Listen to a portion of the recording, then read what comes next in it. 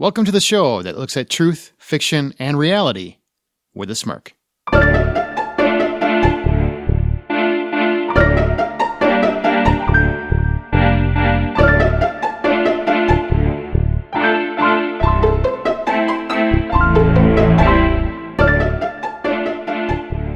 I'm Aaron Peterson. I'm Amanda Sink. And I'm Zach Barkerson. Welcome to Smirk. Each week, one of our hosts introduces an original story, which we then use as a springboard for a spirited and lighthearted discussion on whatever the moral or theme of their story is or was.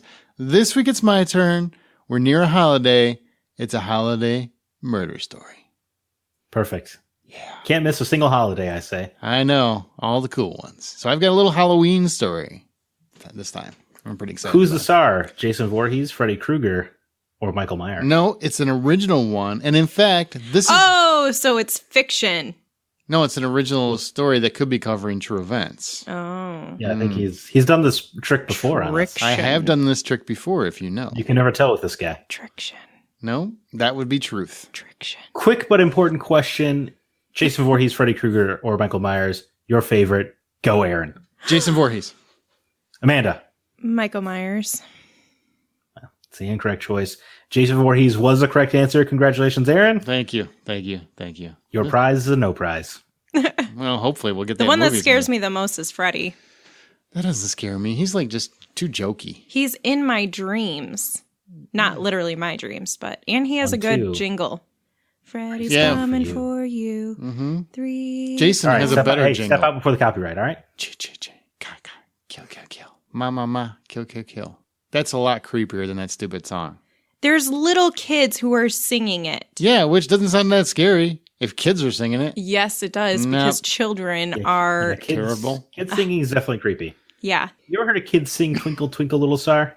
No. Twinkle, Creepiest thing in the world. little star. Anyway, this week is a story. It's actually a tale. Here's a little nod. If you're a Hollywood Outsider fan, I've actually referenced this on that show. So those people that listen to that will actually probably know what this is a little bit. True story. What the hell is a Hollywood Outsider? It's another podcast. Sorry. Probably no good. It probably Yeah, sucks. sounds- I wouldn't listen to it. So I if you can tell you if the hosts are anything like you two, I would definitely never listen to it. That's probably fair. That is fair. Are you guys ready? Now, this is a long one, so I want you guys to strap in and just pay attention. Oh, really? Because last week I feel like you were giving me a little chaff about how the length of mine. Yeah, mine's going to be longer. That's probably Great. why I needed a nap. I was giving you grief. Weird. Wow, that's not cool. Dude, listen. Listen. I'll listen. Maybe we can make a new word, liction, where you listen. Listen. Liction sounds kind of dirty. Yeah. But I like it. I do like it, though. What does it mean to you, Zach? Liction? Yeah. Let's not go there. Yeah. Let's not get When a man loves a woman, or a woman loves a woman, there does have to be a woman involved, though. Or no. Yeah. Yeah. Yeah. All right. Moving on to your story. You know what? It's time for my story.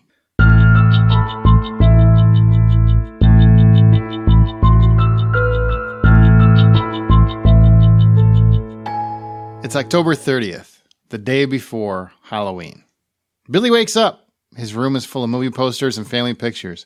One wall is adorned with Jason Voorhees, while the other holds a picture of Billy's mom, dad, and older brother Jesse. Billy shuffles around the remote farmhouse with a Cheshire smile on his face. You see, tomorrow, Halloween, is Billy's 11th birthday. Billy's mother and father are together, but they're estranged, living separate lives.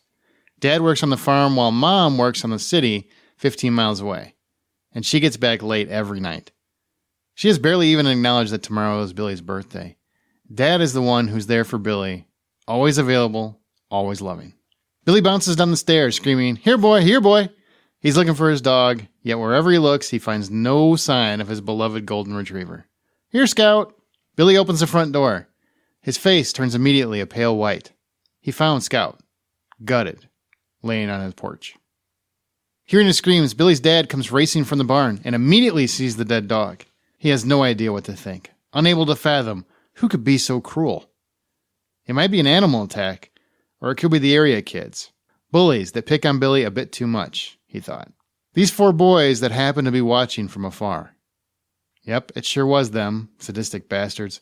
All 4 teenagers sit crouched in nearby bushes, laughing at their own cruelty. and they immediately turn to discussing further horrific things they can do now to Billy.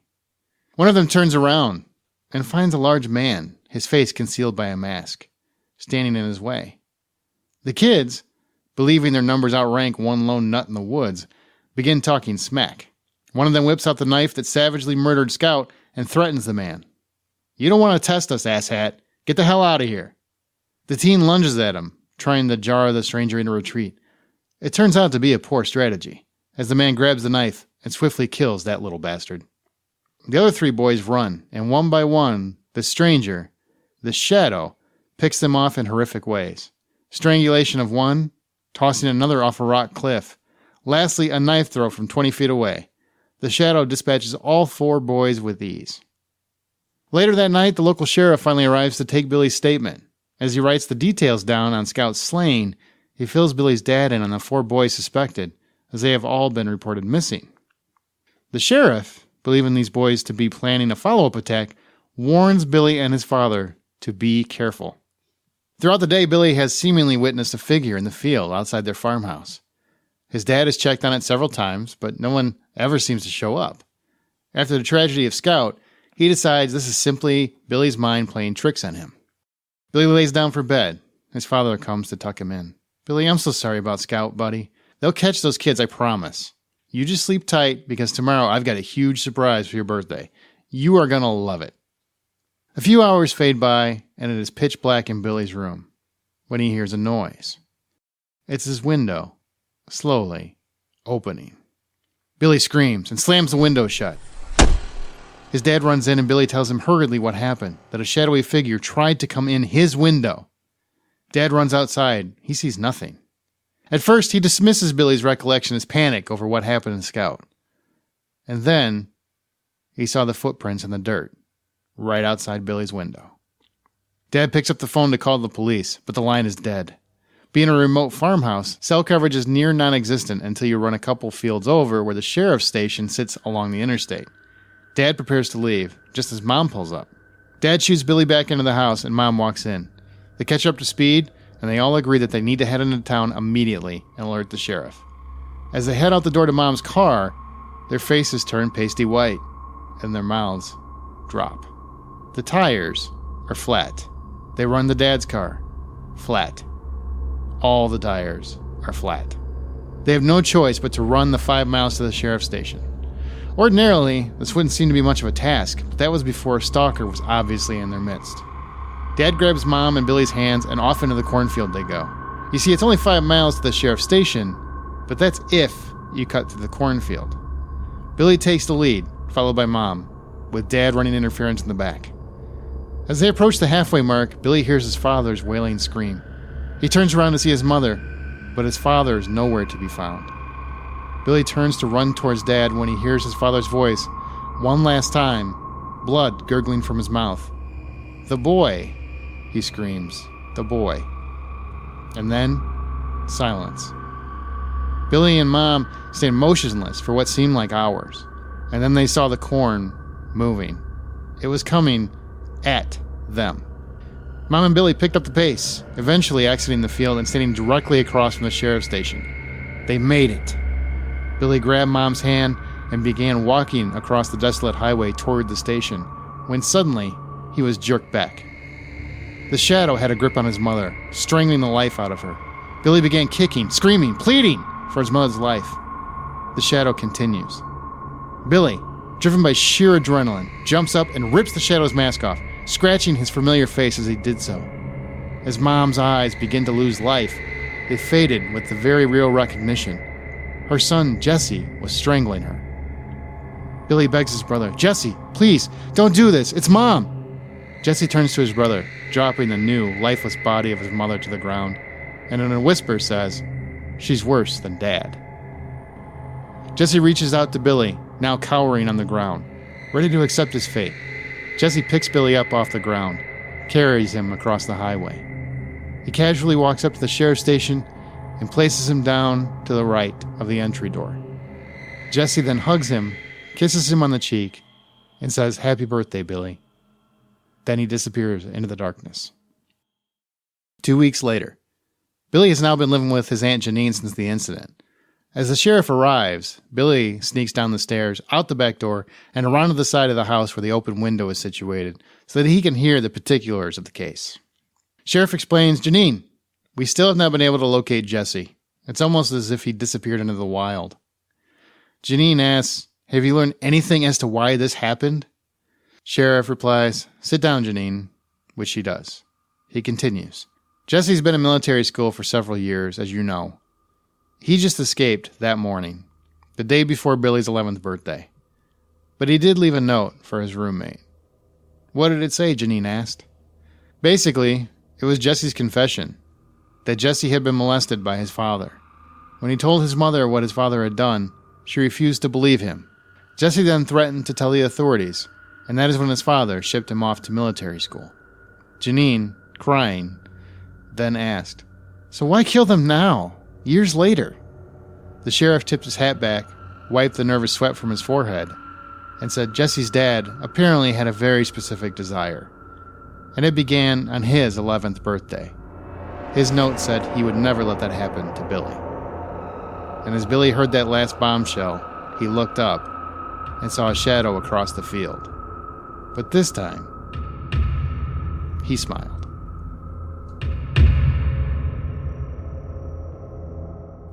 That was a very cool story. Yo, big bro looking out. How about that? Was that a twist at all? Or did you see it coming? No, it wasn't a twist, but, well, the twist was the molestation part, but I expected it to be the family. It's always a family. It's always those closest to you who are waiting to hurt you, Aaron. Wow. Well, is that your guess at the moral or theme of my story?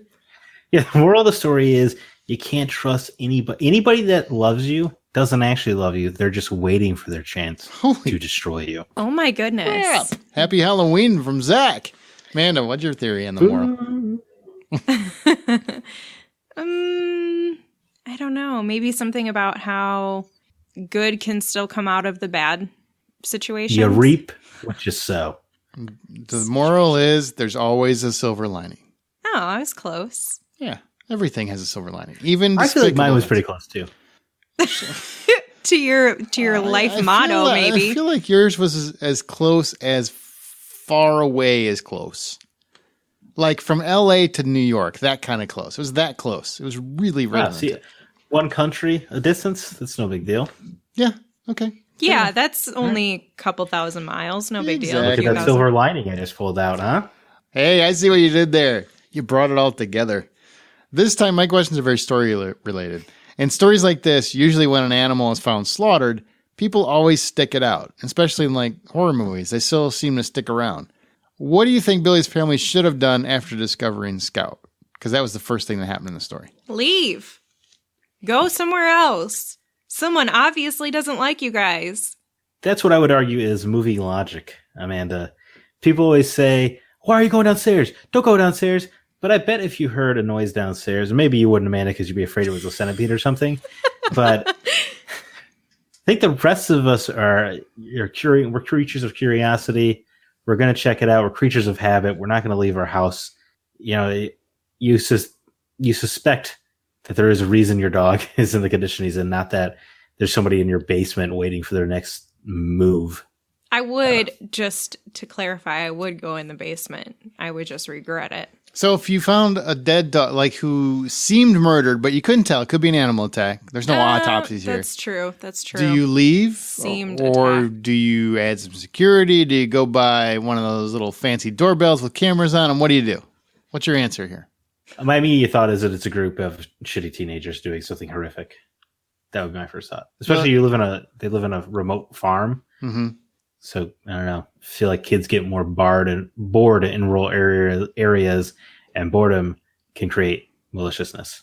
That's pretty malicious. So your first inkling is exactly what I wrote? Yeah, well, that was my first inkling. Yeah, I mean, your first inkling is people suck. And somebody who I wouldn't consider a person, they themselves are dogs and need to be put down, is probably responsible for it. I guess that is my first instinct. Okay. One of my other questions, or another follow-up question, is I actually said that Jesse, the shadow figure, was wearing a mask, but I never said what kind of mask. I mean, I have an idea in my head, but I kind of want to know, do you guys what did you guys picture as the story went on? Did you have a certain kind of mask in your head? I flipped between the ghost face mask from Scream and then Michael Myers. So you automatically associated it with movies that are similar in vein. Yeah. All right. Makes sense. For a little bit, I thought it was going to go, what's the name of that movie where they have like it's like a little bag. It's not a bag. Do you know what I'm talking about? And it's brown. Burlap sack? Like in the first Friday the 13th part 2? Yes, but there's another movie where they've used it recently. The Town That Dreaded Sundown did that. That's not, I haven't seen that. Anyway, so those are I went through a few of them because as the character changed, my vision of that character changed. But I don't remember the order anymore. What about you, Zach? What mask did you come up with in your mind? It was really a mask so much as, I know you said mask, but in my imagination it was still just convenient shadowing at all times. Like there was a magical shadow over his face the entire time. Oh, that's kind of cool. I did imagine it was like it was an unbuttoned flannel shirt, though. I could tell you that. You went to a flannel shirt. An unbuttoned. Unbuttoned. Chest hair exposed? Dark blue shirt underneath that. Kind of helped him blend in with the night. Hold on. He's wearing a blue shirt with flannel? Dark blue. Yeah. It blends. But like a wooden lind kind of flannel pad. Okay. Like muted earth tones, I guess. I don't know. I'm not a fashion designer. I'm just trying to describe. Well, it seems like you're really stuck on like I need my killer sexy. I need him to wear some flannel. Not sexy. It's just an unbuttoned shirt with a dark blue shirt underneath. Look, I'm not Stephen King. I don't get hyper specific. It's a flannel shirt. And fully it's unbuttoned or like 6 buttons down? What are we talking about? Just a little exposed, a little. So it's all the way unbuttoned. He had the sleeves rolled up to his elbow on each arm. He was walking everywhere, as horror villains do, I suppose. But it wasn't a mask. He was just, you could never make out the features of his face. Interesting. That's me. I wonder what that says about my psychology. I don't know. I kind of want to do like an ink blot test with you or something sometime. I would love to do one of those. Yeah? Okay, I'm going to go what do you see? One up. Death. What do you see here? I see. Sober death. Sober death. So I had a mask in my mind, and it was more like a goblin mask. Like the Green Goblin? Yeah, I mean, a little more muted, but similar. Yeah. Huh. That's not... Sweet. I actually like... The story got so much cooler. I kind of like Zach's version better now. I'm going to keep that in my story. When I make this, because this is eventually going to be a movie. It's definitely going to... Now it's going to be a shadowy figure. I like that. But it'd be kind of hard since they know him. That's true. But it's convenient shadowing. It'll be fine, Aaron. Look, I'll help out. I'll be your screenplay writer. It'll be fine. Okay, let's do it. Based on what you know now, what do you want to see happen with Jesse? I want to see his girl. Oh, Jesse's girl. That's such a good song. It was funny, and then you had to reiterate. Yeah, well, because we live in a world now where people don't immediately go like, "Wait, were you referencing Jesse's girl?" Because you can't ever just let a joke sit anymore. All right. But you killed it before it had a chance to gestate. That's the world we live in, Aaron. I'm sorry. I wish it wasn't so. Well, I wish I had. You can't take any chances on jokes. It could come up 10 years later and you could get fired off a major motion picture franchise. You don't want to get James Gunned out there, people. Hashtag James Gunned. All right, what's the answer? What do you want to happen with Jesse? Zach, what do you want to happen with this poor kid?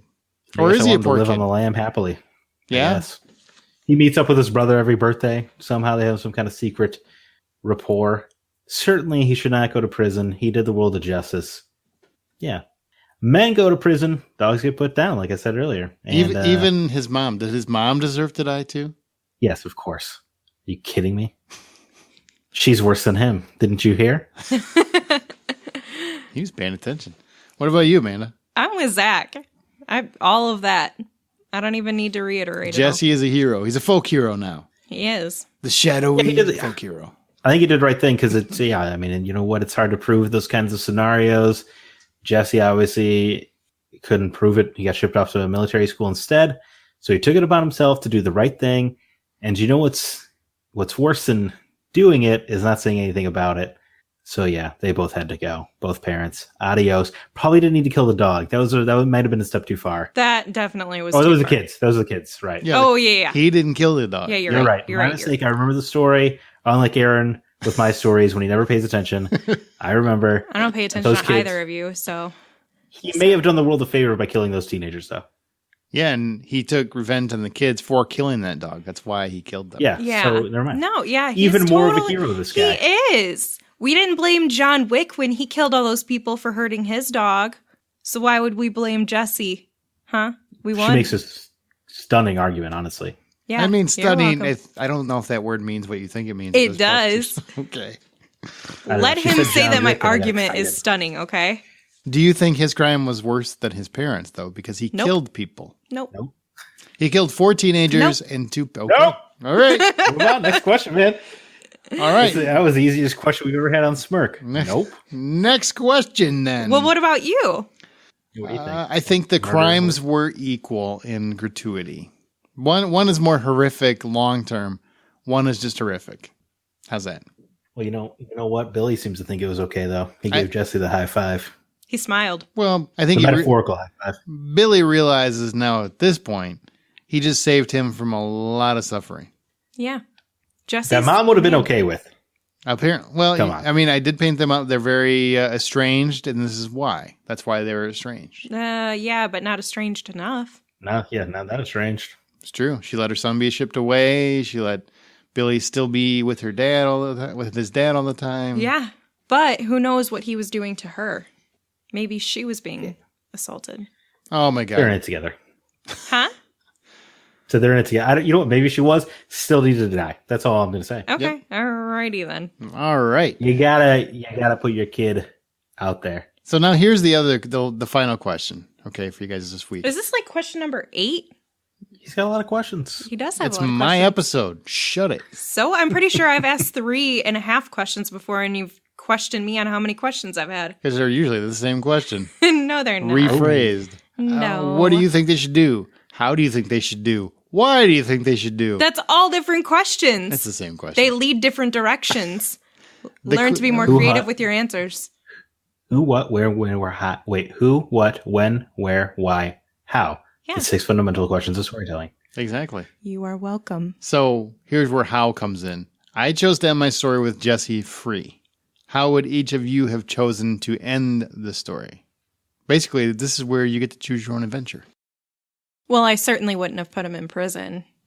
I might have expanded the story a little bit longer to see Billy and Jesse reunite.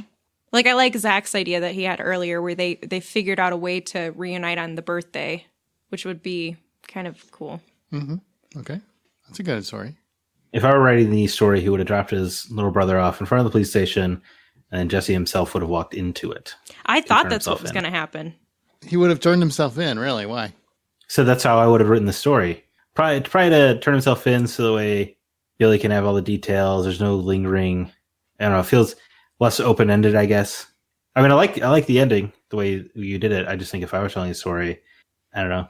It seems a little more interesting to put him out because now he's going to go on trial. People are going to get to judge him on himself. Maybe he'll only get a few months and then he can live with his brother or something, or have an actual life with him instead of one on the lam. That's really where I thought your story was going to go, was he was going to turn him in. Now, Like, he set him down and was going to... kind of a follow-up question. If you were writing this story, would you have had Billy not tell them it was Jesse? Because he's the one that had to tell them it was Jesse. Yeah, I would not have him tell. I would have him keep the secret.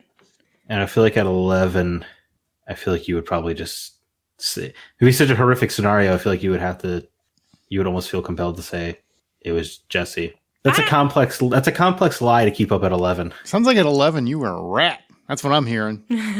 No, I'm telling you, at 11, I was not a sophisticated liar. That came with age and sophistication. Yeah, you gain those skills with time. At 11, you just say, the dog ate my homework. And that's not a very good lie. He's not As the you only grow one up, who he- knows. He's not what? He's not the only one who knows. The sheriff is the one who was telling his aunt, and he overheard it. Isn't that correct? No. Well, I think Billy told the police that it was Jesse, and then the police were searching for him afterwards. Correct.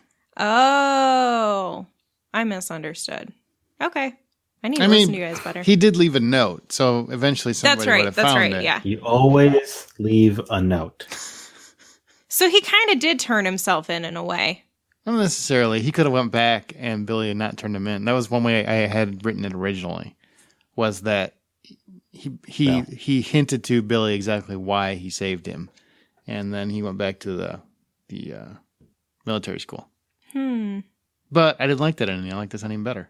So it's fiction? No. According to my true crime podcast, he got caught.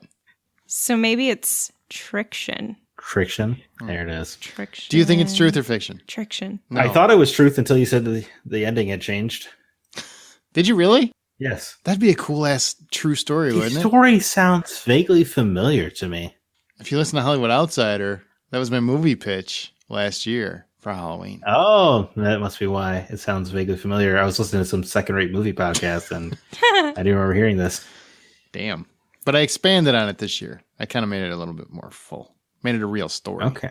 So you do need to make the movie at some point then, before somebody else does. Yeah, I really need to get on that before somebody steals it. Chop, chop. Now I got it in 2 podcasts at some point. But hey, Right, yeah. groundwork is laid. Go ahead and try and say this wasn't already out there, huh? Boom. IP. Touche. They'll change one little detail and then it won't be. Yeah. Jesse will be the younger brother. Billy will be the older brother. Yeah. Totally Done. different, dude. Totally different. So what's the title of your story? Happy birthday, Billy. Aw. So sweet. It is sweet. It is kind of a happy birthday. It's like a happy Halloween story. You're welcome. Everybody wins in the end except mom and dad They don't deserve to win. and the 4 teenagers. Well, I don't No, know well, if they they deserve had- to like get slaughtered, but They had to go. Zach thinks they had to go. They killed the dog. Kill the I dog. know, but it's just so sad. Most serial killers begin. with killing with animals. killing animals. Yeah, I know. What if there was just one of the 4 teenagers though? They killed the don't dog? know. Yeah. Do you remember that Halloween movie where they spent about 20 minutes on the fact that Michael Myers killed the animals as a kid? Oh, That God. movie sucked. That remake? Yeah, that was That awful. sucked. That was a really bad movie. Hey, let's get into his psyche. I don't want to get into his psyche. He's Michael Myers. He just kills people. Wrong franchise, brother. Brother. Brother. Rob Zombie is my brother. Rob Brother. Zombie is a bad director. All right, so as our show goes, we will occasionally pick listener stories to read and discuss on Smirk. If you'd like to have the chance to have yours read, email it to mystory@smirkpodcast.com. Join the conversation by joining our Facebook group or follow us on Twitter @SmirkPodcast, and be sure to use the show's hashtag Smirk. Be sure to subscribe in your podcast app of choice and check out our website at smirkpodcast.com. Please leave a review if you like the show. Let us know in iTunes or Apple Podcasts. Leave us a review. 5 stars is appreciated. Let us know. Let us know. Zach will sing to you. Zach has never sung before, I don't think. I didn't know you could sing. Every time DMX comes on, I'm singing That's loud true. I have a and video proud. of this. I also have a video somewhere of you singing. I feel like it was Queen. Maybe it was I'm a Journey. big Queen fan. So I'm dancing around every day at work, I turn on Queen radio. There's a Queen radio station? Do you actually turn Yeah. it on? There's like Yeah, 4 songs I that they've like, got, I like right? Queen. So it must have They been a won Queen 4 song. songs. How many songs do they have? They have a lot more than 4. 6? They have perhaps the most eclectic song library of any band in history. Everybody says that of the bands they love. Maybe. That's probably true. There's somebody right now saying that about Bon Jovi. Oh, I love Bon Jovi. See? Or Whitesnake. Nobody is saying that about Nobody AC/DC. is. Yeah, somebody's going to say it about AC/DC. Everything is so AC/DC different. has one song and they play it at a different pace. And every one of them is great. Yeah, that's true. Yeah. Yeah, they nailed it the one time. They're like, we cannot let this slide by. We got to make this song for everything. If you listen to, what is it, Maximum Overdrive, where they do the soundtrack and every song sounds the same, I love it. Yeah, because it's AC/DC. They Who have made one who? sound. Every song is Who Made Who. Highway to hell. Anyway, Who Made Who to Hell? Smirk. Great show. Oh, yeah. And as you write your own life story, always remember to tell it with a smirk.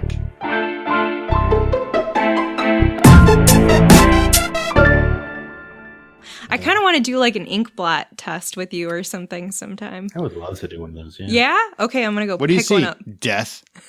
What do you see here? I see Sober death. Silver death.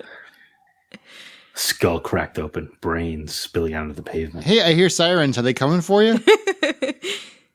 No.